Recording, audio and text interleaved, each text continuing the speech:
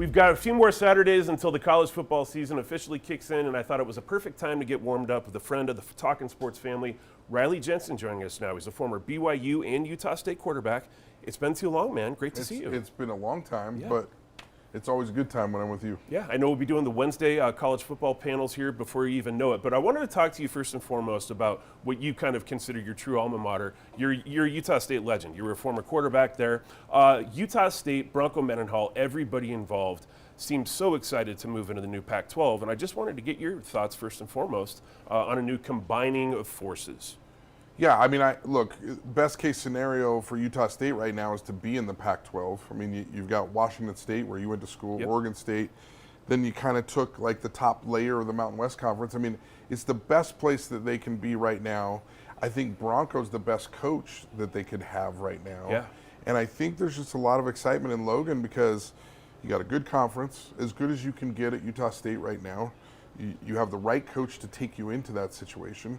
And it's just a good fit right now for Utah State all the way around. I love that you said that Bronco Mendenhall is the perfect guy to lead them in. He seems like a duck in water in Logan, and it's so reassuring to see that. He does have a couple of tall tasks that are kind of facing him this fall. First and foremost, you and I have both known McKay Hillstead since he was a high school quarterback. Right. Why does he have the chops to step in and maybe do a little bit of what Bryson Barnes did? Because you cannot do it all. No, look, Bryson Barnes was fantastic. We all loved the pig farmer, right? Yeah.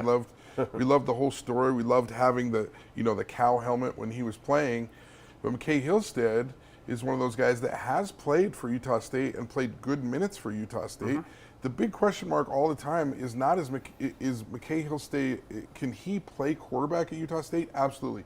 Can he stay healthy for a whole season? Okay. That's the big question. And that has a little bit more to do with the guys around him than it has to do with him, because this is a kid that works extremely hard if you've ever been around him. He's extremely intelligent. He's a competitor like you can't believe. And so it's not going to be a question of like, is he going to compete? Is he going to play well? Can you protect him? And then he's got to be really, really smart on how much he runs. You know, a little bit like the Bear Bachmeier conversation and the Devin Dampier conversation that you're having at the University of Utah. That segues perfectly into my next topic. Let's go to the other school where you played college football, BYU. What do you love about Bear Bachmeier? You guys had a lot of similarities. Well, Bear is, look, I mean, you want to say similarities, like he was much better than I ever dreamed of being. I get quarterback envy when I watch some of these guys play now. But Bear, first of all, is a great leader. You can just tell that the players really enjoy being around him. And the coaches talk about it all the time. The coaches love him. Yep. And then he's a phenomenal, he has a lot of savvy on when to run the ball and when not to run the ball. Now the question at BYU right now, and if you're Aaron Roderick, I think the biggest question is how many times do I call a run? How many times do I call a run pass option or an RPO where he could possibly be running it? And then how many times is he going to run the ball within the context of the offense? Meaning, you know, he drops back, it breaks down a little bit, and he's a great athlete. And when he's running downhill, those are positive plays for him.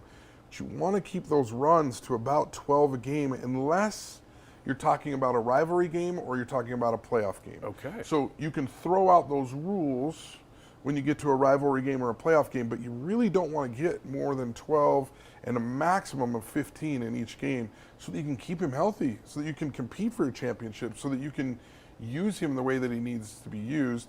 This second season, I'm really looking for him to improve his passing and his understanding of the field in front of him. It's really, really easy when you're a freshman to throw outside or down the sideline. It's not as easy to understand the moving parts that are, you know, in between a linebacker and a safety, underneath a linebacker, and I think that's the next step that he needs to take. You paint a really nice picture, and the next question I have about what's taking place at BYU, you and I both have a lasting friendship with Jay Hill. Is Kelly Popenga up to the task of taking over where he left off? And I really like Kelly. Well, I think this is really fun to see Kelly step into a spot where he's probably been dreaming of this for years. Yep, he's going to get a shot. He's been at Boise State, he's been at Virginia, he's been at BYU, he's now back at BYU, he's been under Jay Hill, he's been under a lot of really, really good defensive coordinators. And I remember before I was getting my chance to be an offensive coordinator, I'm like, ooh man, if I was doing it, I would do this a little bit different, and then I would do this a little bit different. And then when I finally really got my chance to do it, it all worked. And it was really, really fun. Now, That's not always easy to do. I was at Snow College when I was doing that. He's at BYU where there's a lot more pressure, and you're gonna make some mistakes. There's gonna be some things that happen where you make mistakes, but from everything I understand from BYU, they're feeling deeper, they're feeling faster, and they're feeling like as good as they've ever been defensively, and that bodes well for Coach Papinga, who, by the way, is a great guy. Really great guy. Yeah, Really no, good I saw him at spring ball, and he came over, and good to see you. We had a nice handshake, and I just said to him, I'm really happy for you. I can't wait to see what you can do. Let's go to Utah now. I know you keep an eye on the Utes. What's the biggest question when it comes to these guys? Is it the O-line or is it the receivers? We keep hearing every single year this is going to be the year that we have the best receiving core we've ever had. It never happens. So what's the biggest concern, replacing those dogs on the O-line or the receiving room? Well, I always think that the biggest concern is replacing the O-line, and Jordan Gross is coaching there, and from everything that we're hearing, he's a great coach, and they have great players up there. But that's a unit that's 5 guys that have to communicate together and talk together.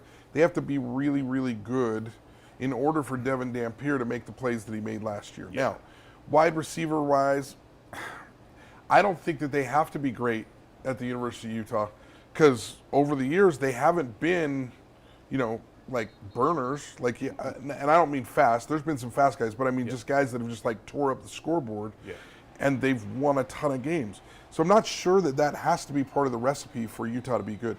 It is part of the recipe on the offensive line part of the ball. I'm excited to watch Coach McGivern, who I know really well, and Coach Schwan, who I know really well from my Weber State days.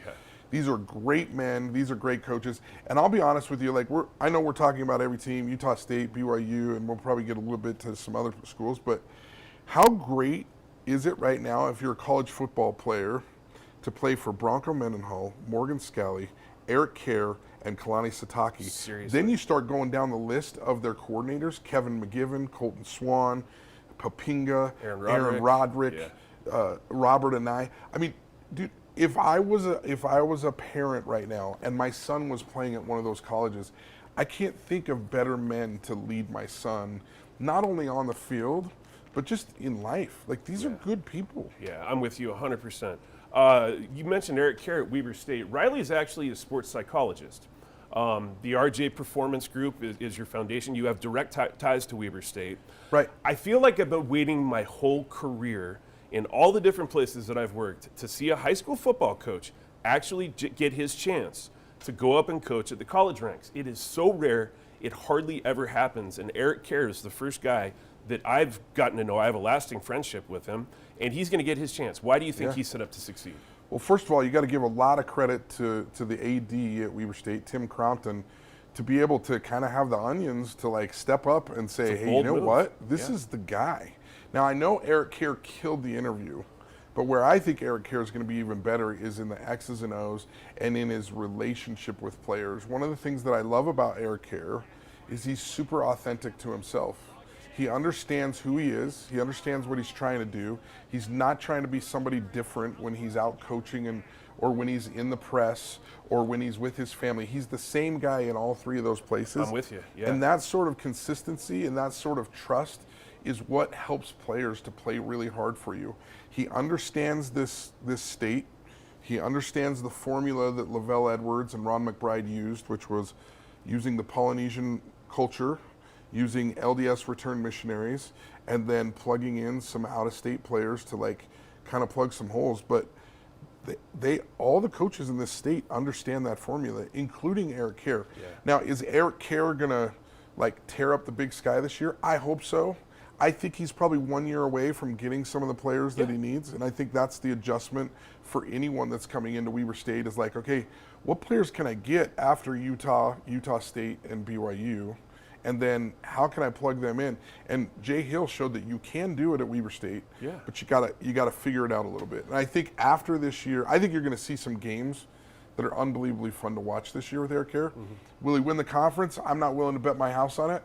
I'm willing to bet my house in the first 3 years that he wins a conference championship. He's not going to give up until he does. And think about this too. When he was at Corner Canyon High School, not only was he the head football coach, he was the head track and field coach over the entire thing.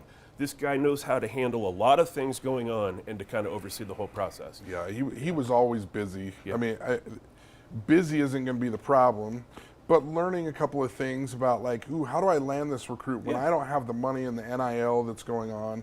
How can I land the traditional blue collar Weber State football player that plays like Winston Reed, who now starts for the Cleveland Browns, right? Like, how do I land Rashid Shaheed? Yep. Rashid Shaheed, sorry. Shaheed.